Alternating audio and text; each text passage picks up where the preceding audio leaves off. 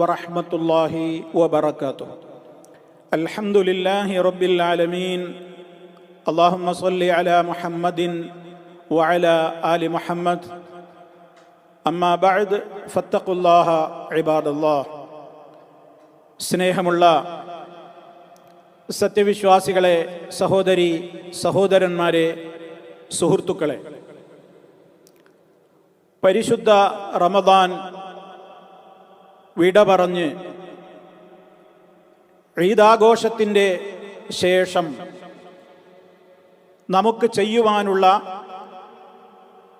പ്രാധാന്യമർഹിക്കുന്ന ഒരു ഇബാദത്താണ്, സുന്നത്തായ ഒരു കാര്യമാണ് ശവ്വാൽ മാസത്തിൽ 6 നോമ്പ് അനുഷ്ഠിക്കുക എന്നുള്ളത്.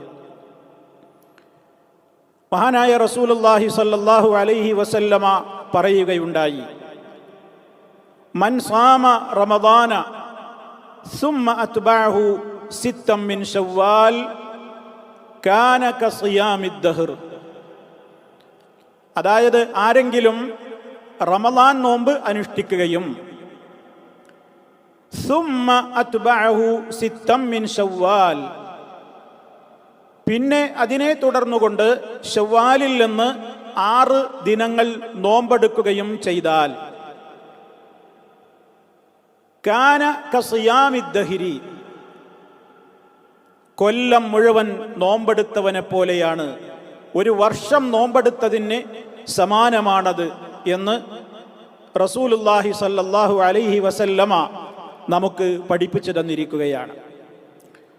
സഹോദരങ്ങളെ, നമുക്ക് ഏറ്റവും പുണ്യം നേടുവാൻ പറ്റിയ ഒരു സുവർണ അവസരമായി നമ്മൾ ഇതിനെ കാണേണ്ടതുണ്ട്. എന്നാൽ ഇവിടെ നമ്മൾ ചില കാര്യങ്ങൾ മനസ്സിലാക്കേണ്ടതുണ്ട്. ഒന്ന്, ഈ പറഞ്ഞ പ്രധാനപ്പെട്ട പുണ്യം നമുക്ക് ലഭിക്കുന്നത് നബി സല്ലല്ലാഹു അലൈഹി വസല്ലം ആദ്യമേ തുടങ്ങിയത് മൻ സാമ റമദാന എന്നാണ്. റമദാനിൽ ആരെങ്കിലും നോമ്പെടുത്താൽ, അഥവാ റമദാൻ നോമ്പ് പൂർണ്ണമായിട്ട് എടുക്കണം, തുടർന്നുകൊണ്ട് ശവ്വാലിൽ നിന്ന് 6 ദിവസം എടുക്കുകയും ചെയ്താൽ എന്നുള്ളതാണ്. അപ്പോൾ ഇവിടെ ഇതിൻ്റെ പ്രാധാന്യം എന്താണ് പറഞ്ഞത്? ഒരു കൊല്ലം മുഴുവൻ നോമ്പെടുത്തവനെ പോലെ. കാരണം സൽക്കർമ്മങ്ങൾക്ക് 10 ഇരട്ടി പ്രതിഫലമാണല്ലോ അല്ലാഹു സുബ്ഹാനഹു വ തആല നമുക്ക് ഓഫർ ചെയ്യുന്നത്. ഓരോ നന്മയും 10 പുണ്യമാണ്. അതുകൊണ്ട് തന്നെ മറ്റു ചില ഹദീസുകളിൽ നമുക്ക് കാണാം, ഷഹ്റുൻ ബിഅശറതി അശ്ഹുർ, ഒരു മാസത്തെ നോമ്പ്, റമദാനിലെ ഒരു മാസത്തെ നോമ്പ് 30 ദിവസം അഥവാ 10 നമ്മുടെ 10 മാസം നോമ്പെടുത്തതിനെ പോലെ. പിന്നീട് വസിയാമു സിത്തത്തി അയ്യാം തമാമുസ്സന, ബാക്കിയുള്ള 6 ദിവസം വരുമ്പോൾ 2 മാസവും കൂടിയായി, 2 മാസത്തെ നോമ്പിന്റെ പുണ്യമായി. അങ്ങനെ ഒരു വർഷം മുഴുവൻ നോമ്പെടുത്ത പ്രതിഫലമാണ് 6 നോമ്പ് എടുക്കുന്നതിലൂടെ നമുക്ക് കരസ്ഥമാകുവാൻ പോകുന്നത്. അതുകൊണ്ട് സുഹൃത്തുക്കളെ, നാം ഇതിൽ ശ്രദ്ധിക്കേണ്ടത്, വിശുദ്ധ റമദാൻ കഴിഞ്ഞ് ഈദാഘോഷം കഴിഞ്ഞ നേരെ പിറ്റേ ദിവസം നമുക്ക് എടുത്തു തുടങ്ങലാണ് നല്ലത്. അല്ലെങ്കിൽ റമദാൻ നോമ്പ് പൂർണ്ണമായും അനുഷ്ഠിച്ചിട്ടില്ലാത്ത ആളുകൾ അവരെന്ത് ചെയ്യണം? അവർക്ക് ഈ 6 നോമ്പ് അനുഷ്ഠിക്കുന്നിടത്ത് എന്താണ് നമ്മൾ ശ്രദ്ധിക്കേണ്ടത്? അങ്ങനെ 6 നോമ്പ് ഒരാൾ നോൽക്കാൻ ഉദ്ദേശിക്കുന്നു, എന്നാൽ അയാൾക്ക് റമദാനിലേത് ഒരുപാട് നോമ്പുകൾ ബാക്കിയുണ്ട്. പ്രത്യേകിച്ച് ഒരു കാലഘട്ടത്തിൽ നോമ്പ് രോഗികളായത് കാരണത്താൽ പുരുഷന്മാർക്ക് തന്നെയും മറ്റു പലർക്കും ധാരാളമായി നഷ്ടപ്പെട്ടിട്ടുണ്ടാകും. അതുപോലെ തന്നെ സ്ത്രീകൾക്ക് അവരുടെ പ്രകൃതിപരമായ കാരണങ്ങളാൽ നഷ്ടമായതുമുണ്ടാകും. ഇത്തരം ഘട്ടങ്ങളിൽ എന്ത് ചെയ്യണം? ആദ്യമായി അവർ റമദാനിലെ നോമ്പ് അനുഷ്ഠിക്കുകയാണ് വേണ്ടത്. കാരണം ഇതിന്റെ പ്രാധാന്യവും പുണ്യവും ലഭിക്കുവാൻ നബി സല്ലല്ലാഹു അലൈഹി വസല്ലമ പറഞ്ഞതെന്താണ്?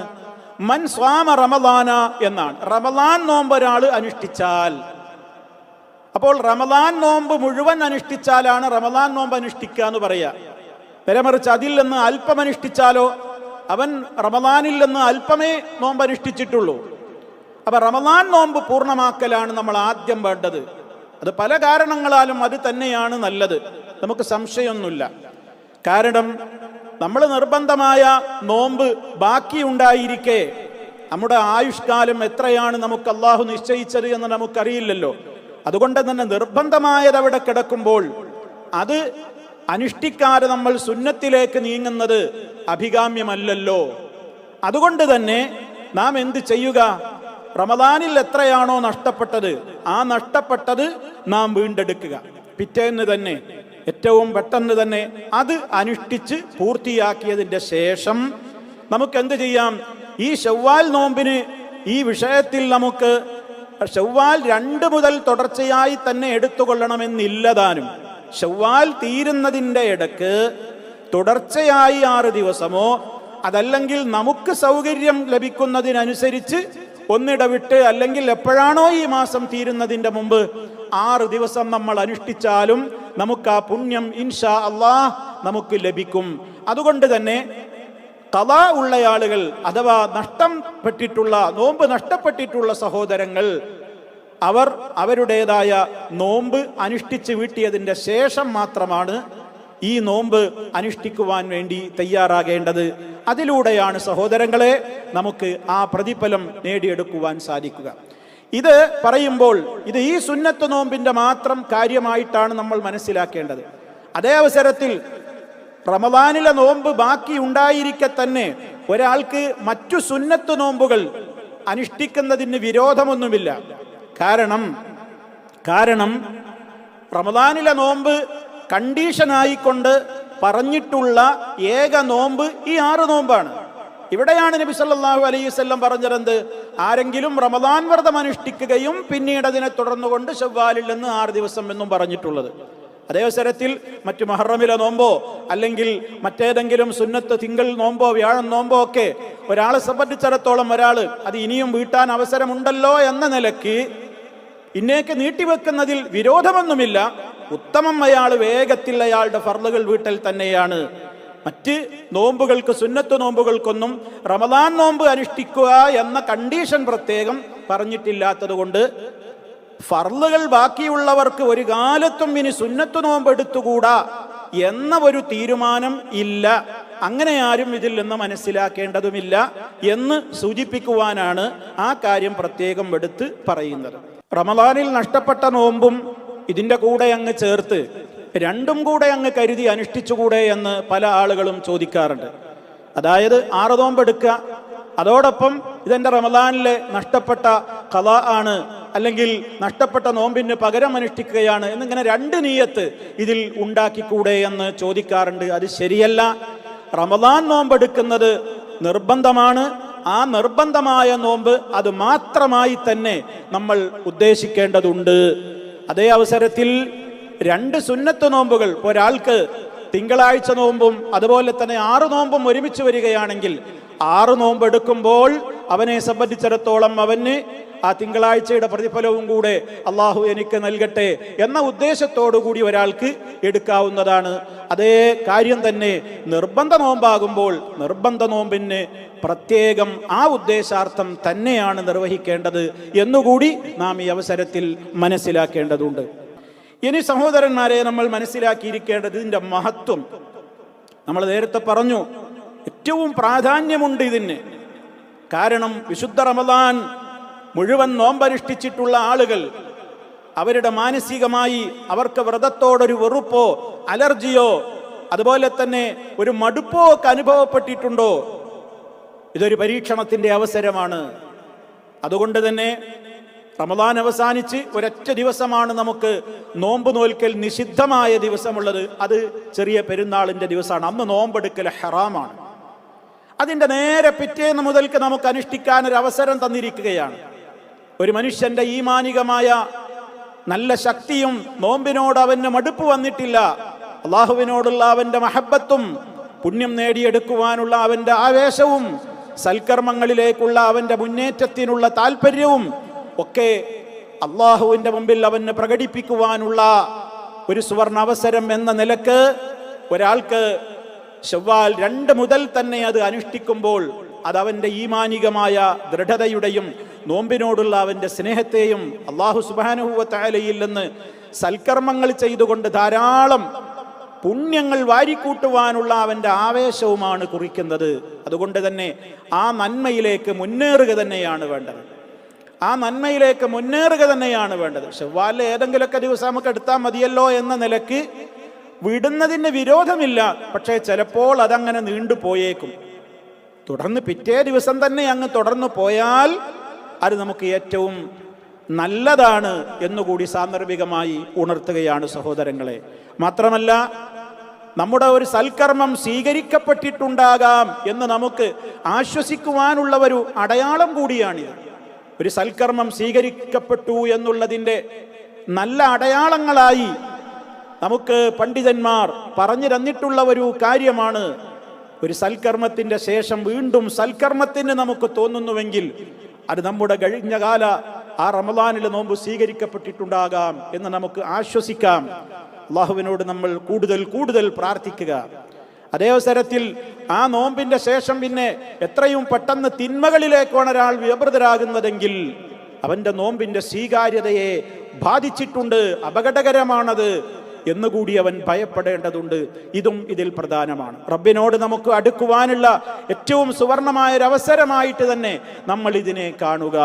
അതായത് അല്ലാഹുവിലേക്ക് നമ്മൾ സുന്നത്തുകൾ അനുഷ്ഠിക്കുമ്പോൾ കൂടുതൽ കൂടുതൽ അടുക്കുകയാണല്ലോ ചെയ്യുന്നത്.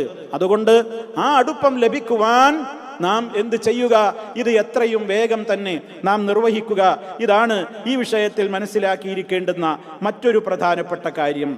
ഇനി സഹോദരന്മാരെ, ഇതിലൂടെ അല്ലാഹു സുബ്ഹാനഹു വ തആല അവൻ നമുക്ക് ഒരു മാസക്കാലം വ്രതമനുഷ്ഠിക്കുവാനുള്ള പ്രത്യേകമായ തൗഫീഖ് തന്നതിനുള്ള ശുക്റും കൂടി നമ്മൾ ഇതിൽ കാണണം.